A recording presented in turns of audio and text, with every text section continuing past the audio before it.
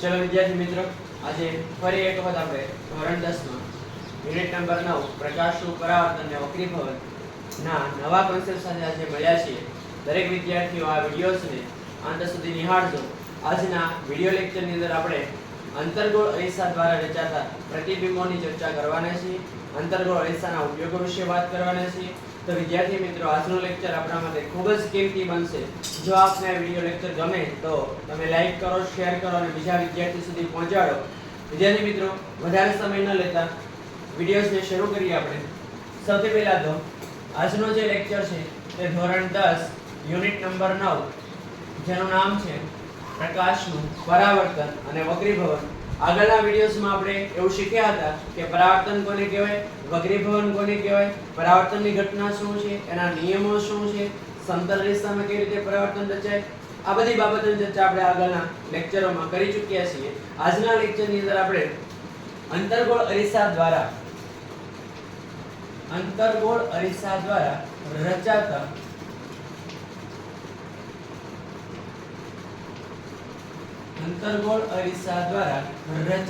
प्रतिबिंबनी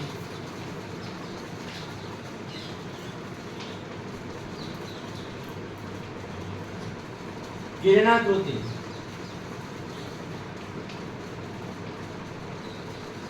समझवाना छे। विद्यार्थी मित्रों, आप सब जाणो छो कि आ टॉपिक छे घणा બધા વિદ્યાર્થીઓને અઘરો લાગતો હોય તો ભેગું થઈ જતું હોય। આપણે બે કિરણાકૃતિને સાથે લઈને સમજશું। विद्यार्थी मित्रों, સૌથી પહેલા અંતર્ગોળ અરીસો છે એટલે એની અંદરની સપાટી છે પરાવર્તક હશે, જે અંદરની तरफ વક્રકાર હશે અને બહારની સપાટી છે તે રંગેલી હશે। વિદ્યાર્થી મિત્રો, કંઈક આવી રીતની એની રચના હશે। સૌથી પહેલા તો અહીંયા ધ્રુવ P આપણે દર્શાવશું। આટલા અંતરે આપણે મુખ્ય કેન્દ્ર F દર્શાવીએ છીએ, આટલા અંતરે C દર્શાવીએ છીએ। આપ સૌ જાણો છો F થી P નું અંતર અને F થી C નું અંતર આ બંને સમાન હોય છે। નાના દર્પણમુખવાળા અરીસામાં F થી P અને F થી C આ બંને વચ્ચેનું અંતર સમાન હોય છે। ત્યારબાદ બીજો પણ અહીંયા સાઈડમાં આપણે અરીસો દોરી નાખીએ, જેમાં ધ્રુવ P અને તેમાંથી પસાર થતી મુખ્ય અક્ષ આપણે અહીંયા દર્શાવી દઈશું। વિદ્યાર્થી મિત્રો, આપ સૌ જાણો છો કે આની જે પાછળનું એટલે કે પાછળનો જે આ ભાગ હશે તે રંગેલો હશે, યાની કે તે પરાવર્તક નહીં હોય, જ્યારે અંદરની સપાટી છે તે પરાવર્તક હશે। વાત કરીએ વિદ્યાર્થી મિત્રો આગળ, તો પહેલી જે કિરણાકૃતિ આપણને બુકમાં આપેલી છે તેની વાત કરીએ તો જ્યારે વસ્તુને આપણે અનંત અંતર રાખીએ છીએ, જેમ કે અહીંયા વસ્તુ મેં લીધી છે AB, બોર્ડ ઉપર આપ જોઈ શકો છો અહીંયા વસ્તુ મેં લીધી છે AB, અનંત અંતરેથી આવતા પ્રકાશના કિરણો આપ સૌ જાણો છો કે તે F માંથી પરાવર્તિત થઈને પાછા આગળ વધશે, यानी कि परावर्तित થઈને પ્રકાશનું કિરણ F માંથી આગળ જશે।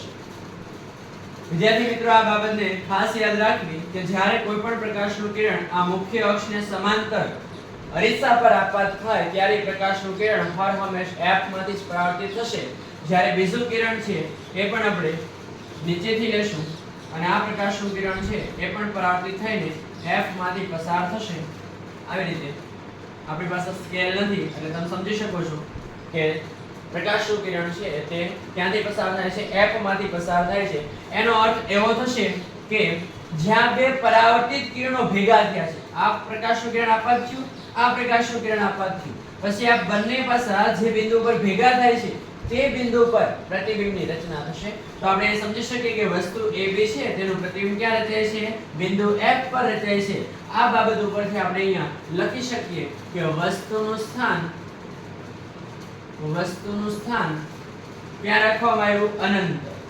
વસ્તુનું સ્થાન ક્યાં રાખવામાં આવ્યું, અનંત અંતર।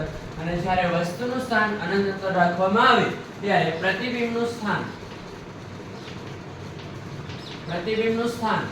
ક્યાં રચાય છે, તો કે પ્રતિબિંબનું સ્થાન F પર રચાય છે। ક્યાં રચાય છે, F પર।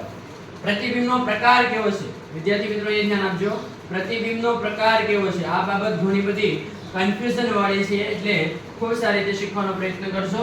પ્રતિબિંબનો પ્રકાર, તો વિદ્યાર્થી મિત્રો અહીંયા જે પણ પ્રતિબિંબ રચાશે તે વાસ્તવિક અને ઉલટા હશે। કેવા હશે, વાસ્તવિક અને ઉલટા પ્રતિબિંબ જોવા મળશે। જ્યારે પ્રતિબિંબ છે એનું પરિમાણ પ્રતિબિંબનું પરિમાણ એટલે કે પ્રતિબિંબનું કદ કેવડું હશે, પરિમાણ કેવડું હશે, તો પ્રતિબિંબ છે એનું પરિમાણ એકદમ નાનું એટલે કે બિંદુવત આપણને એકદમ નાનું સ્પોટ નાનું બિંદુ મળે છે, તેથી આપણે અહીંયા લખી શકીએ કે પ્રતિબિંબ છે એ બિંદુવત આપણને મળશે.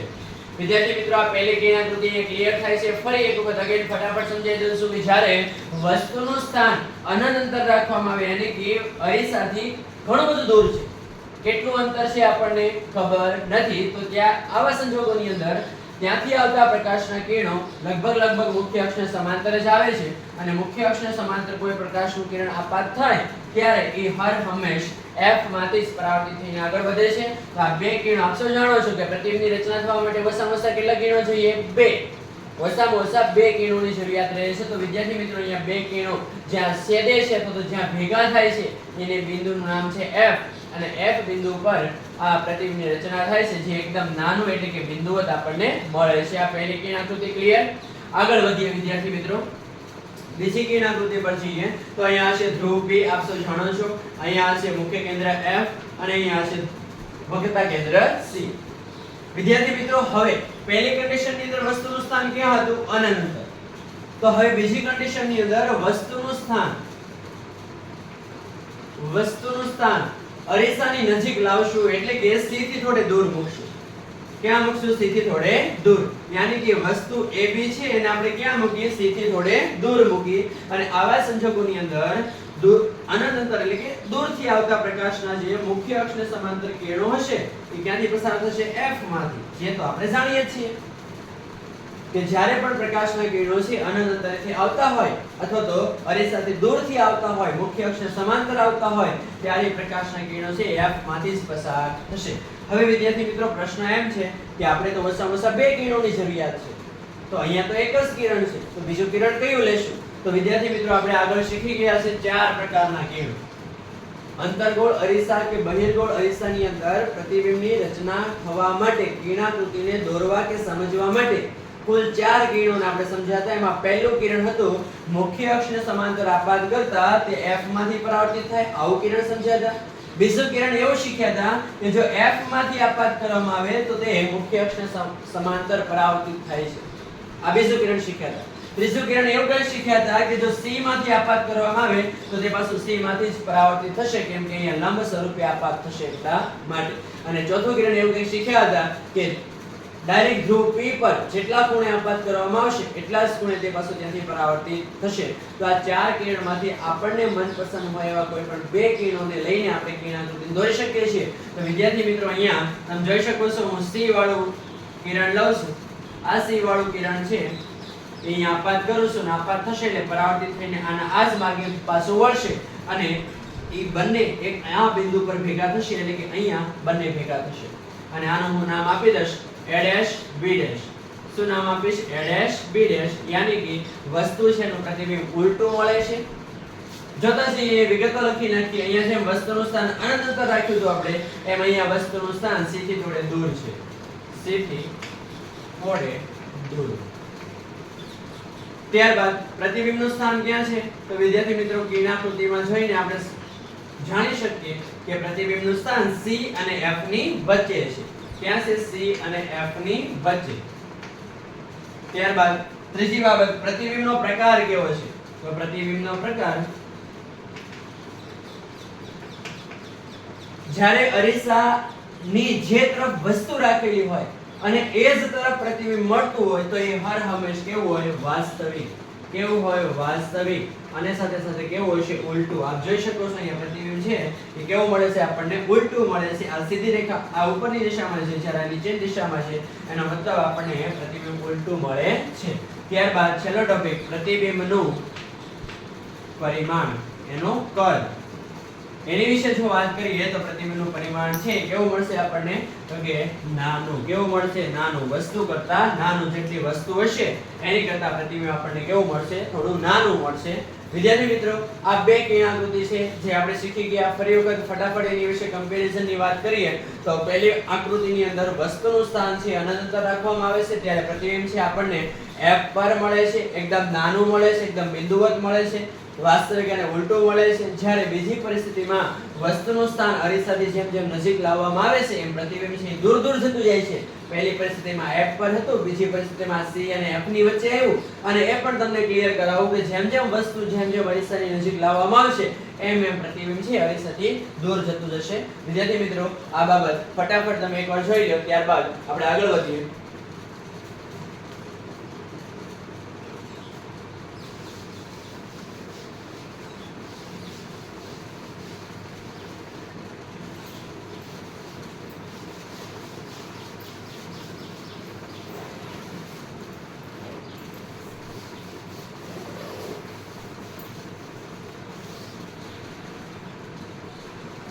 चलो विद्यार्थी मित्रों, હવે આપણે કિરણાકૃતિ નંબર 3 યાની કે આનાથી અલગ જગ્યાએ વસ્તુને મૂકશું ત્યારે પ્રતિબિંબ ક્યાં રચાશે. ફરી વખત આપણે બે કિરણાકૃતિનો અભ્યાસ કરશું. હાલ આપણે બે કિરણાકૃતિને સમજી ચૂક્યા છીએ. ત્રીજી કિરણાકૃતિ પર આપણે આવીએ છીએ. સૌથી પહેલા તો હું એક અરીસો દોરીશ બંને બાજુ,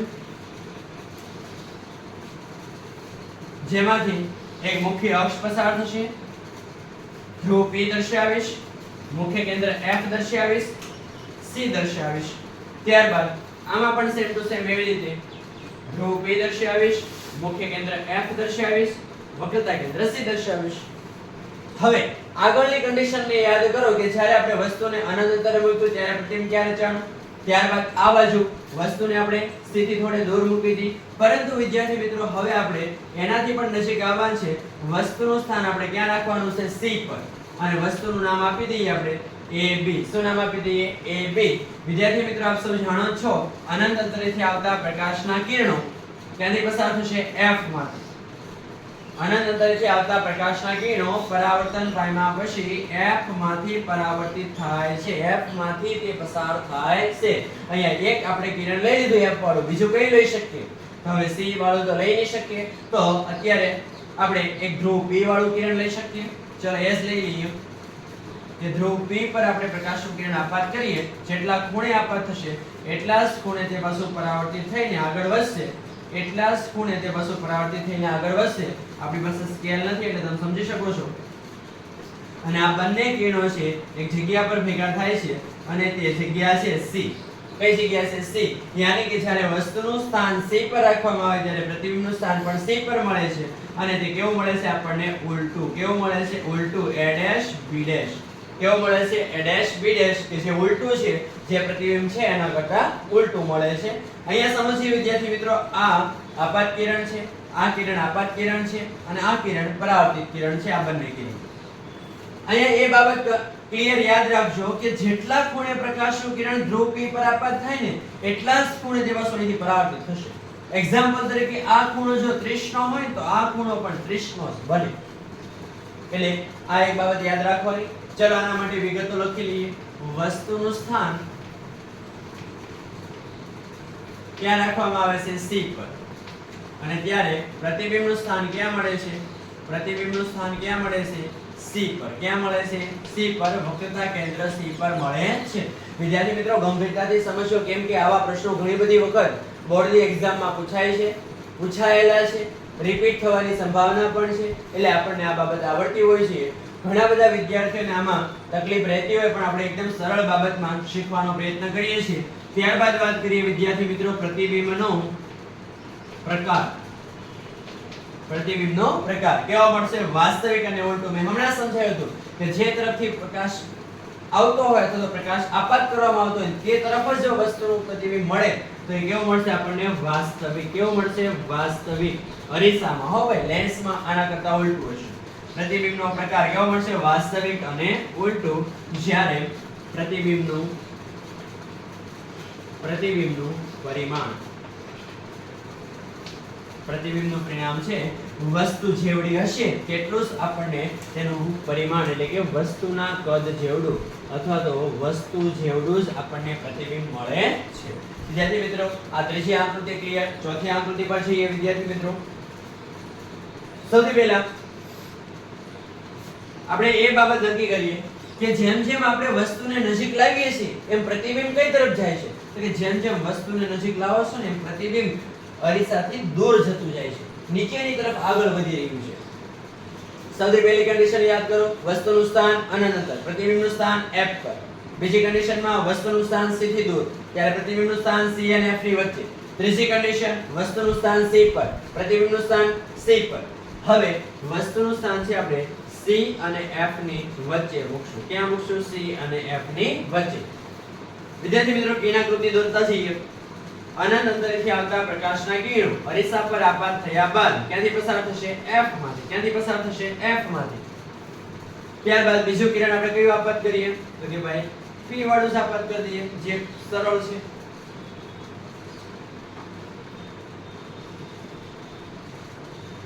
તે પરાવર્તિત થઈને આવી રીતે આગળ વધશે અને એક બિંદુ પર ભેગા થશે અને તે બિંદુ હશે આવી રીતે કંઈ મળશે આપણને. અહીંયા વિદ્યાર્થી મિત્રો, આ આપાત કિરણ છે, આ આપાત કિરણ છે, આ પરાવર્તિત કિરણ છે બંને. અને જે ક્યાં બંને ભેગા થાય છે? c થી દૂર. ક્યાં ભેગા થાય છે? c થી દૂર, મુખ્ય અક્ષની નીચે. વિદ્યાર્થી મિત્રો, આ આકૃતિને ખૂબ સારી રીતે સમજવાનો પ્રયત્ન કરજો. અહીંયા વસ્તુનું સ્થાન ક્યાં છે? આપણે એના નામ આપી દઈએ a dash b dash. વસ્તુનું સ્થાન ક્યાં રાખ્યું તો આપણે? તો કે વસ્તુનું સ્થાન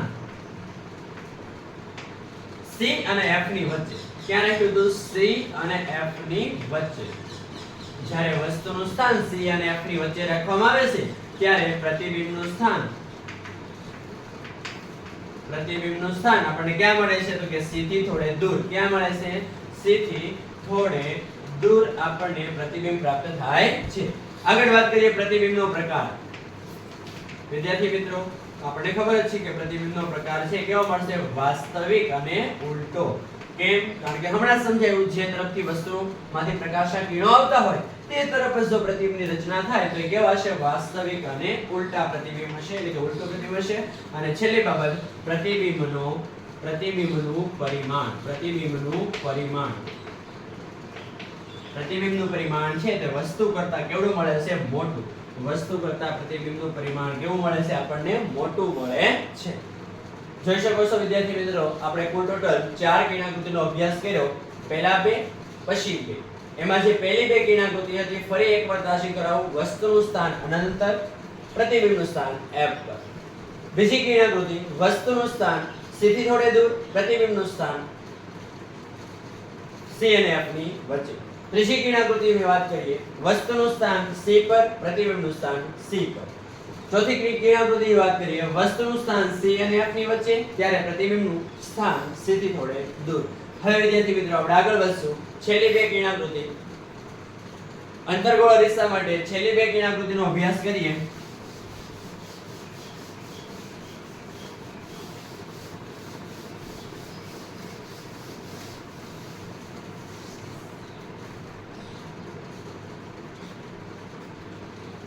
કિરણાકૃતિ નંબર 5.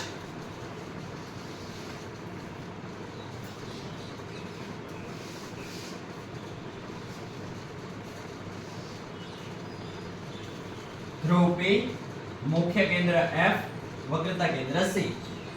આ બંને વચ્ચેનું અંતર આપણે મેન્ટેન કરવું રહેશે, નહીતર આપણી કિરણાકૃતિ સ્પષ્ટ બનશે નહીં, જે આપ સૌ જાણો છો. ત્યારબાદ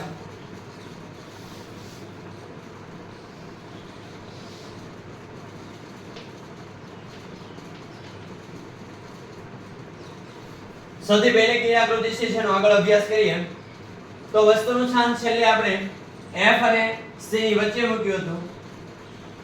f અને c ની વચ્ચે મૂક્યું હતું. હવે આપણે તે વસ્તુનું સ્થાન ક્યાં મૂકશું? f પર. ક્યાં મૂકશું? f પર. અને જ્યારે વસ્તુનું સ્થાન f પર મૂકવામાં આવશે ત્યારે પ્રતિબિંબ ક્યાં મળશે આપણને? તો આપ સૌ જાણો છો કે સૌથી પહેલું કિરણ આપણે લઈ શકીએ c માંથી પસાર થતું હોય તેવું. કોઈ પ્રકાશનું કિરણ છે આવી રીતે c માંથી પસાર થઈ રહ્યું છે તો c માંથી જ પાછું પરાવર્તિત થઈને આગળ વધશે. આ કિરણ છે c માંથી આપાત થાય છે અને c માંથી પાછું પરાવર્તિત થાય છે. તો વસ્તુનું પ્રતિબિંબ ક્યાં રચાય છે આપણે જોઈએ. બીજું કિરણ આપણે લઈ શકીએ વિદ્યાર્થી મિત્રો, ધ્રુવ P પર આપાત કરતા પ્રકાશનું કિરણ છે આવી રીતે આગળ વધશે. આ છે આપાત કિરણ, આ છે પરાવર્તિત કિરણ. આપ જોઈ શકો છો વિદ્યાર્થી મિત્રો, અહીંયા વસ્તુનું જે સ્થાન છે f પર મૂક્યું ત્યારે પ્રતિબિંબ છે તો ઘણું બધું દૂર છે આપણે મળતું પણ નથી એટલે લખતા છીએ સાથે સાથે વસ્તુનું સ્થાન F પર ત્યારે પ્રતિબિંબનું સ્થાન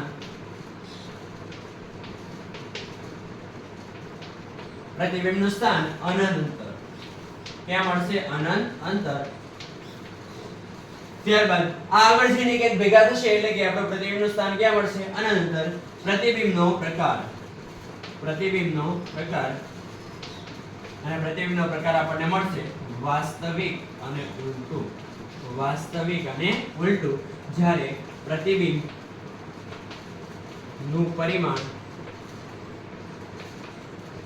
ખૂબ જ મોટું અથવા તો વિવર્ધિત શબ્દ વાપરેલો છે વિવર્ધિત અથવા તો ખૂબ જ મોટું એવો તમે શબ્દ વાપરી શકો. હવે નેક્સ્ટ છેલ્લી કિરણાકૃતિ અંતર્ગોળ અરીસા માટે જે ખૂબ જ આઈએમપી અને ઘણી બધી વખત બોર્ડની એક્ઝામમાં આ કિરણાકૃતિ પૂછાઈ જતી હોય છે કે વસ્તુનું સ્થાન જ્યારે F અને P ની વચ્ચે મૂકવામાં આવે છે ત્યારે પ્રતિબિંબની રચના ક્યાં થાય છે, પ્રતિબિંબનું સ્થાન જણાવો, પ્રતિબિંબનું પરિમાણ જણાવો, કિરણાકૃતિ દોરો. 3 માર્કનો ક્વેશ્ચન પૂછી લે છે એટલે ખૂબ સારી રીતે સમજો. વિદ્યાર્થી મિત્રો હવે છેલ્લી કન્ડિશનમાં આપ જોઈ શકો છો વસ્તુનું સ્થાન F પર છે તો હવે પછીનું વસ્તુનું સ્થાન ક્યાં છે F અને P ની વચ્ચે. અને આ કિરણાકૃતિ દોરતી વખતે ધ્યાનમાં રાખવા જેવી બાબત તમને કહી દઉં, વસ્તુને નાની લેવી. વસ્તુને કેવી લેવી? નાની. જો તમે વસ્તુને મોટી લેશો તો પ્રતિબિંબ છે ખૂબ જ મોટું મળશે અને કિરણાકૃતિ આપણી સ્પષ્ટ નહીં બની શકે. તો આવી બધી બાબતોમાં નાની બાબતોને ધ્યાન રાખવી જે પ્રેક્ટિસ કરવાથી તમને ખબર પડશે. વિદ્યાર્થી મિત્રો પહેલી બાબત કે વસ્તુનું સ્થાન F અને P ની વચ્ચે છે તો અહીંયા કયા કિરણોનો આપણે ઉપયોગ કરી શકીએ? તો એક તો કિરણ P વાળું છે જ તે, ચલો એને આપાત કરી દઈએ. P ઉપર કિરણ આપાત કર્યું, આટલો જે ખૂણો હશે એટલા જ ખૂણે તે પાછું પરાવર્તિત નામ આગળ જશે. આ છે આપાત કિરણ, આ છે પરાવર્તિત કિરણ. અહીંયા વસ્તુનું નામ દર્શાવતો નથી ને ગૂંચવણ વાળું થઈ જશે બધું. બીજું કિરણ કયું લઈ શકીએ? તો બીજું કિરણ આપણે લેશું C માંથી પસાર થતું હોય તેવું.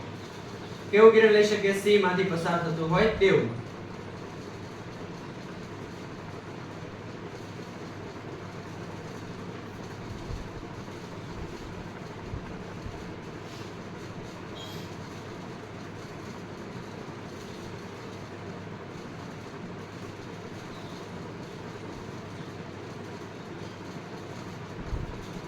C માંથી પસાર થતું હોય એવું પ્રકાશનું કિરણ જો આપણે લઈએ અહીંયા તો એ પ્રકાશનું કિરણ છે એ C માંથી આપાત થયા બાદ C માંથી જ પાછું પરાવર્તિત થશે. વિદ્યાર્થી મિત્રો અહીંયા આ બંને પ્રકાશના કિરણો છે જે પરાવર્તિત થઈને આગળ વધી રહ્યા છે તે અનંત અંતર સુધી લંબાવવામાં આવે છતાં પણ કે ભેગા થવાના નથી. અને આપ સૌ જાણો છો કે જ્યાં સુધી પ્રકાશના પરાવર્તિત કિરણો નો ટૂંકમાં સંગમ ન થાય અથવા તો જોડાય નહીં ત્યાં સુધી ભેગા ન થાય, જ્યાં સુધીનું છેદન ન થાય ત્યાં સુધી તો પ્રતિબિંબ રચાવાનું નથી. તો આવા સંજોગોમાં આ જે કિરણાકૃતિ છે એમાં આપણને આભાસી પ્રતિબિંબ મળશે. કેવું પ્રતિબિંબ મળશે? આભાસી. આ બંને કિરણોને જો પાછળની તરફ લંબાવવામાં આવે પાછળની તરફ તો એ બંને એક જગ્યા પર ભેગા થશે અને જગ્યા હશે કે થોડી આવી રીતે અને ત્યાં આપણને પ્રતિબિંબ મળશે. જે આ વસ્તુનું નામ છે A B જ્યારે પ્રતિબિંબનું નામ છે A dash B dash. વિદ્યાર્થી મિત્રો આ કિરણાકૃતિને ખૂબ સારી રીતે સમજવાનો પ્રયત્ન કરજો કારણ કે આ કિરણાકૃતિ બધી કિરણાકૃતિ કરતાં થોડી અલગ છે, થોડી યુનિક છે.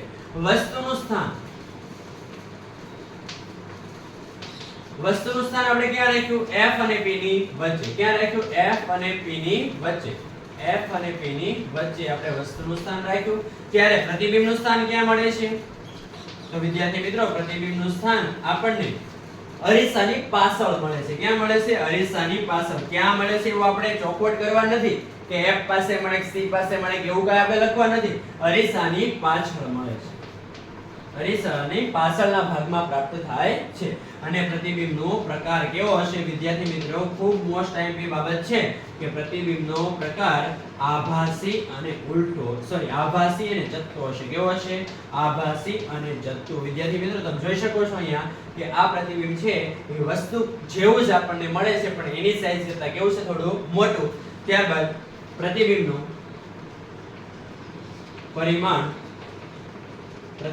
પરિમાણ કેવું મળે છે? ખૂબ થોડું વસ્તુ કરતા મોટું પ્રાપ્ત થાય છે, વસ્તુ કરતા થોડું મોટું પ્રતિબિંબ આપણને પ્રાપ્ત થાય છે.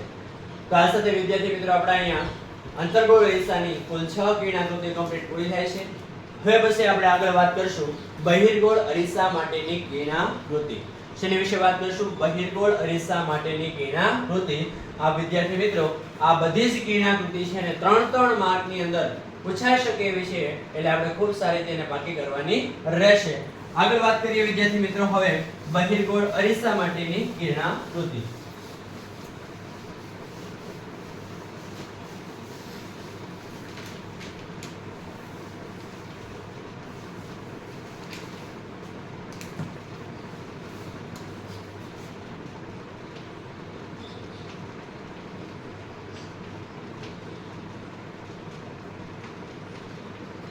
બહિર્ગોળ અરીસા દ્વારા રચાતા પ્રતિબિંબોની કિરણાકૃતિ. વિદ્યાર્થી મિત્રો આપણે જેમ અંતર્ગોળ અરીસાની કિરણાકૃતિ દોરી અને સમજી સેમ એવી રીતે બહિર્ગોળ અરીસા માટે પણ કિરણાકૃતિઓ છે, પણ વિદ્યાર્થી મિત્રો માત્ર 2 જ છે. માત્ર બહિર્ગોળ અરીસા દ્વારા રચાતી કિરણાકૃતિ માત્ર 2 છે અને ખૂબ સરળ છે. ચલો એને શીખવાનો પ્રયત્ન કરીએ.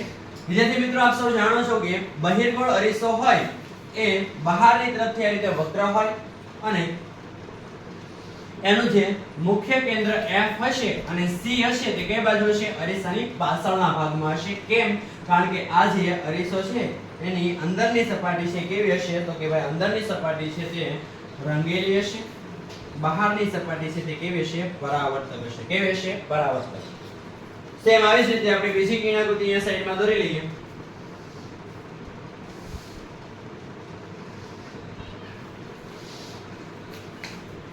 અહીંયા હશે ધ્રુવ P, અહીંયા હશે મુખ્ય કેન્દ્ર F, અહીંયા હશે C. જેમાં પણ આપણે એની પાછળની સપાટી છે એને રંગી દઈએ છીએ એટલે તમને સમજવામાં સહેલાઈ રહે. ચલો વિદ્યાર્થી મિત્રો સમજીએ. સૌથી પહેલા તો હર હંમેશ માટે આ યુનિટની અંદર એક બાબત ખાસ યાદ રાખવી કે જ્યારે વસ્તુ હર હંમેશ માટે આપણે વસ્તુ અરીસાની ડાબી બાજુ રાખવી, ક્યારે અરીસાની જમણી બાજુ વસ્તુ લઈ ન જવી. અથવા તો તમે આને આમ ઉલટાવીને પણ આકૃતિ દોરી શકો છો, પણ એમાં ગૂંચવણ અથવા તો એમાં તમને મુશ્કેલી સર્જાશે, ભૂલ થવાની શક્યતા વધી જશે. એટલા માટે હર હંમેશ અરીસાની ડાબી બાજુ જ આપણે વસ્તુને રાખવી જોઈએ.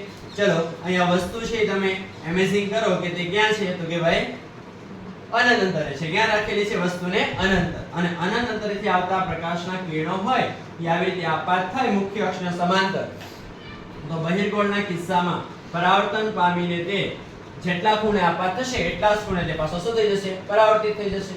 સેમ એવી જ રીતે નીચેથી પ્રકાશનું કિરણ આપાત થશે કે જે યોગ્ય ખૂણો બનાવીને પરાવર્તિત થઈ જશે.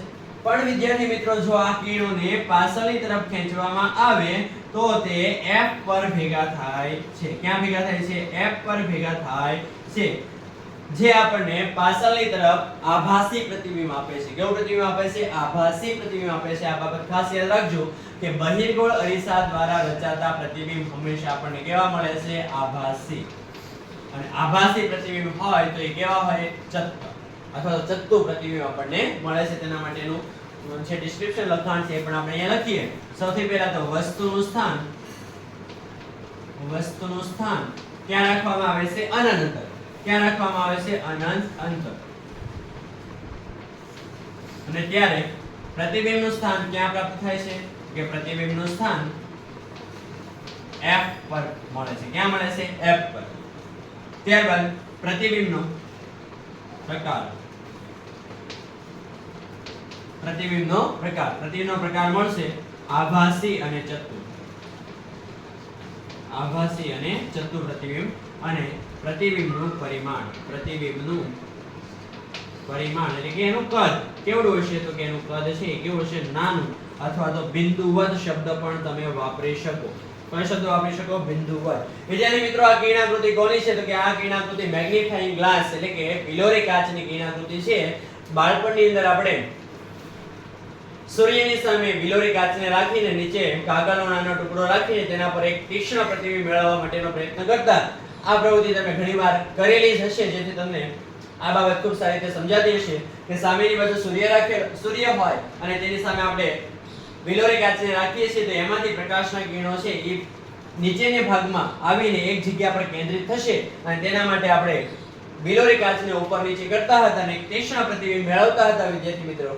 તો કે જે તીક્ષ્ણ પ્રતિબિંબ મળે છે તે સૂર્યનું જ પ્રતિબિંબ છે અને એની જ આ કિરણાકૃતિ છે. આગળ વાત કરીએ વિદ્યાર્થી મિત્રો બીજી કિરણાકૃતિની. તો બીજી કિરણાકૃતિમાં વસ્તુનું સ્થાન છે એ અનંત અંતર થી લઈને ધ્રુવ P, અનંત અંતર થી લઈને ધ્રુવ P ની વચ્ચે ગમે ત્યાં આપણે મૂકી શકીએ. વસ્તુનું સ્થાન છે અનંત અંતરથી લઈને એટલે કે ખૂબ દૂરથી લઈને ધ્રુવ P આ બંનેની વચ્ચે આપણે કોઈ પણ જગ્યા પર આપણે વસ્તુનું સ્થાન મૂકી શકીએ છીએ અને વસ્તુનું સ્થાન જ્યારે આપણે અનંત અંતર અને ધ્રુવ P ની વચ્ચે મૂકીએ ત્યારે પ્રતિબિંબ ક્યાં રચાશે? ચલો વાત કરીએ વિદ્યાર્થી મિત્રો. આ છે મુખ્ય અક્ષ. વસ્તુનું સ્થાન દાખલા તરીકે અહીંયા હું રાખું છું. વસ્તુનું સ્થાન દાખલા તરીકે હું અહીંયા રાખું છું. તો વસ્તુ ઉપરથી આવતા પ્રકાશના કિરણો છે એ બહિર્ગોળ અરીસા પર આપાત થયા બાદ યોગ્ય કોણાવર્તન કરીને તે પાછા પરાવર્તિત થઈ જશે. જ્યારે બીજું પ્રકાશનું કિરણ છે એ આપણે ધ્રુવ P પર આપાત કરીએ, ધ્રુવ P પર આપાત કરીએ તો ધ્રુવ P પર જેટલા ખૂણે તે આપાત થયો છે એટલા જ ખૂણે તે પાછો પરાવર્તિત થશે. વિદ્યાર્થી મિત્રો અહીંયા આ બે પ્રકાશના કિરણો છે જે પરાવર્તિત થઈને ગયા છે એ ક્યારે કોઈ પણ સંજોગોની અંદર કે ભેગા થવાના તો છે જ નહીં. અને આ બંને પ્રકાશના કિરણો કે ભેગા નહીં થાય તો પ્રતિબિંબની રચના જ નહીં થાય.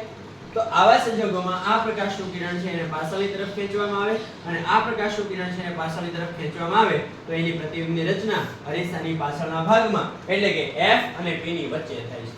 ક્યાં થાય છે? F અને P ની વચ્ચે. તો અહીંયા આપણે લખી શકીએ કે વસ્તુનું સ્થાન અનંત અંતર અને ધ્રુવ P ની વચ્ચે હોય ત્યારે પ્રતિબિંબની રચના, પ્રતિબિંબનું સ્થાન, પ્રતિબિંબનું સ્થાન છે P અને F ની વચ્ચે પ્રાપ્ત થાય છે. ક્યાં પ્રાપ્ત થાય છે? P અને F ની વચ્ચે. P અને F ની વચ્ચે પ્રાપ્ત થાય છે. ત્યારબાદ પ્રતિબિંબનો પ્રકાર વિશે વાત કરીએ તો પ્રતિબિંબનો પ્રકાર આભાસી અને ચત્તુ હશે. કેવો હશે? આભાસી અને ચત્તુ પ્રતિબિંબ. અને ત્યારબાદ પ્રતિબિંબનું પરિમાણ વસ્તુ કરતા નાનું. વસ્તુ કરતા નાનું. તમે જોઈ શકો છો અહીંયા વસ્તુ આવડી છે તો પ્રતિબિંબ કેવું બને છે? આપણને નાનું પ્રતિબિંબ મળે છે. એટલે વસ્તુ કરતા નાનું આપણને પ્રતિબિંબ પ્રાપ્ત થાય છે. વિદ્યાર્થી મિત્રો આ બંને કિરણાકૃતિ છે થોડેક યુનિક છે પણ એને યાદ રાખવા માટે પ્રયત્ન કરશો. આ વિડિયો લેક્ચરને સ્ટોપ કરી તમે જોઈ શકો છો વિદ્યાર્થી મિત્રો ખૂબ સારી રીતે આપણે કિરણાકૃતિ દોરી શકીએ અને આના પૂરે 3 માર્ક છે આપણે મેળવી શકતા હોઈએ છીએ.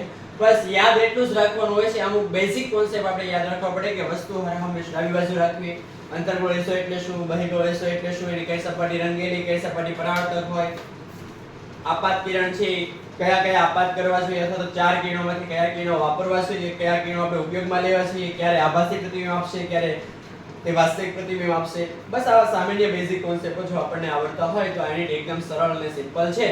ટોપર વિદ્યાર્થી માટે તો આ બાબત ખૂબ જ મહત્વની છે. વિદ્યાર્થી મિત્રો આ સાથે આપણે અહીંયા અંતર્ગોળ અરીસા અને બહિર્ગોળ અરીસા દ્વારા રચાતા પ્રતિબિંબો ની કિરણાકૃતિ દોરીને સમજ્યા.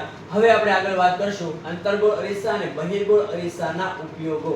શેની વાત કરશું? અંતર્ગોળ અને બહિર્ગોળ અરીસાના ઉપયોગો. આમ તો જો કે ડિસ્ક્રિપ્શન અથવા તો લખાણ વાળા પ્રશ્નો છે તેમાં કોઈ આકૃતિ તો આવતી નથી પણ આપણે એને એક વખત સામાન્ય નાના કોન્સેપ્ટ સાથે શીખી લઈએ. તો વિદ્યાર્થી મિત્રો અંતર્ગોળ અને બહિર્ગોળ અરીસાના ઉપયોગો કઈ જગ્યાએ થાય છે? તો કે મોટા ભાગના રોજિંદા જીવનમાં તેનો ઉપયોગ થતો હોય છે. જેમ કે આપણે સૌથી પહેલા ઉપયોગો યુજીસ વિશે વાત કરીએ.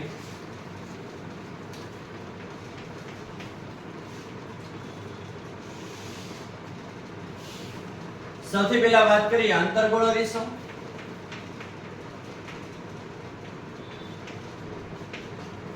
અને બહિર્ગોળ અરીસો.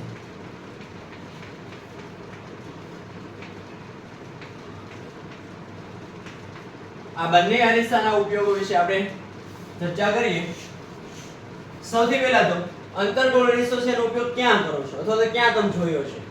તો અંતર્ગોળ અરીસાનો ઉપયોગ એક તો ખાસ કરીને ટોર્ચ ની અંદર, ટોર્ચ બત્તી યાની કે સામાન્ય ભાષામાં આપણે જ્યારે અંધારું હોય ત્યારે જેનો લાઇટ તરીકે ઉપયોગ કરીએ છીએ તે ટોર્ચ લાઇટમાં હોય છે. ત્યારબાદ સર્ચ લાઇટમાં. સર્ચ લાઇટ એટલે કે ગોતવા માટે અથવા તો તમે મૂવીઝ ની અંદર જ્યારે આર્મી છે તે પોતાના મસ્તક ઉપર હેલ્મેટ